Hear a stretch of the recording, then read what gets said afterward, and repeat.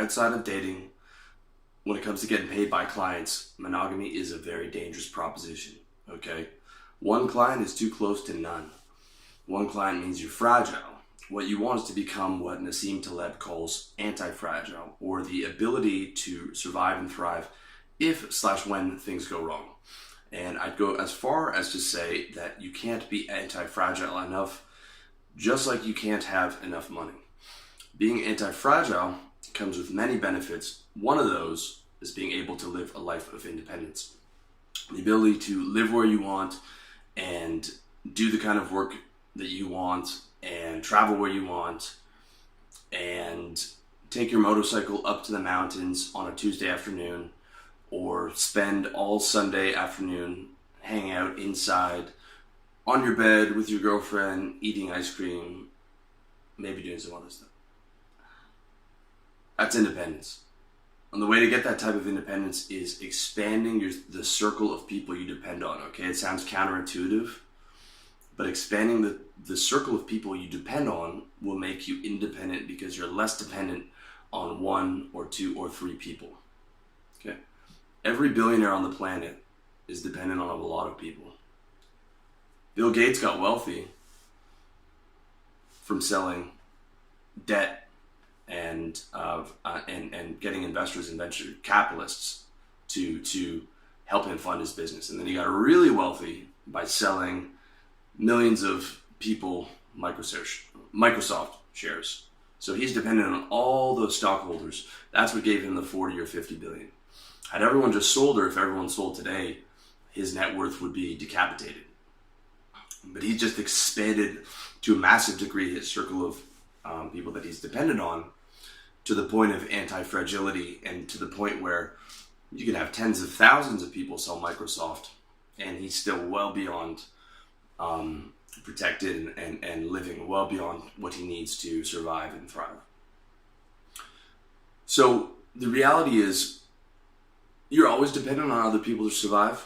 You know, true independence is not possible, but you know, it's a comparison like everything else. You know, we're dependent on other people for our food, clothes, shelter. It's a complex world, and we need to get people to help us give us what we need. We get people to give us goods and services for exchanging that with money. Money literally is influence or power, in the sense that by having these magical pieces of paper, these digits on a computer screen, you can give them to people and they will give you goods and services. You can get people to do almost anything when you have enough money. For example, Google has something like 30,000 people working on their campus to make them, the owners and the shareholders, wealthier, 24/7. Okay. Same thing with all major corporations. By the way, I love Google. I'm on YouTube here. My business exists because of Google search and because of YouTube. So I love Google. Okay.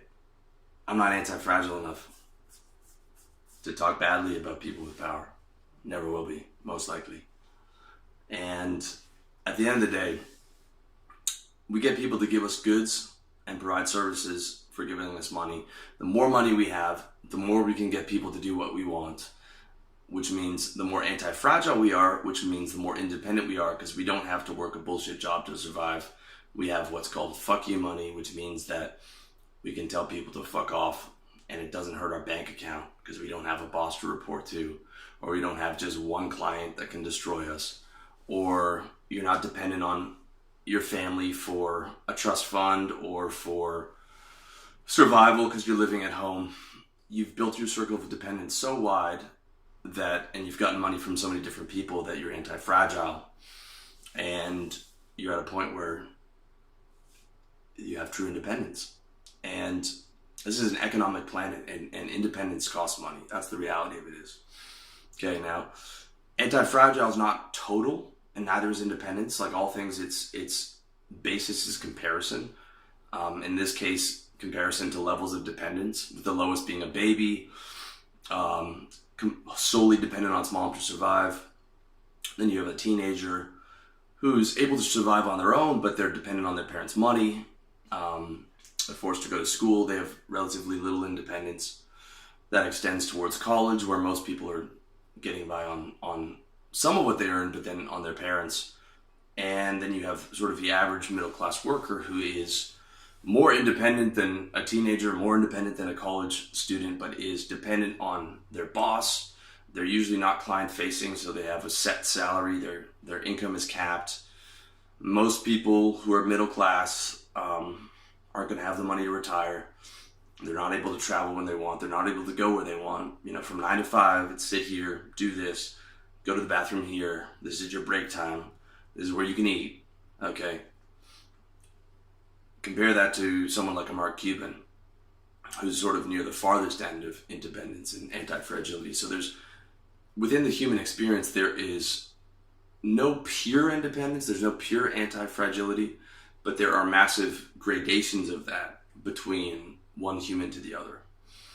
This is the result of this massive complex society that we lived in. In earlier times, in sort of smaller hunter-gatherer societies, those kind of independence differentials, whatever you want to call it, or that ability of anti-fragility wasn't possible because there weren't enough people to do things for you. In these massive societies, when you're able to accumulate enough credits, enough of that magical paper and enough of those magical digits, you have millions of people that are able to do things for you, giving you a lifestyle that our ancestors could have only dreamed of.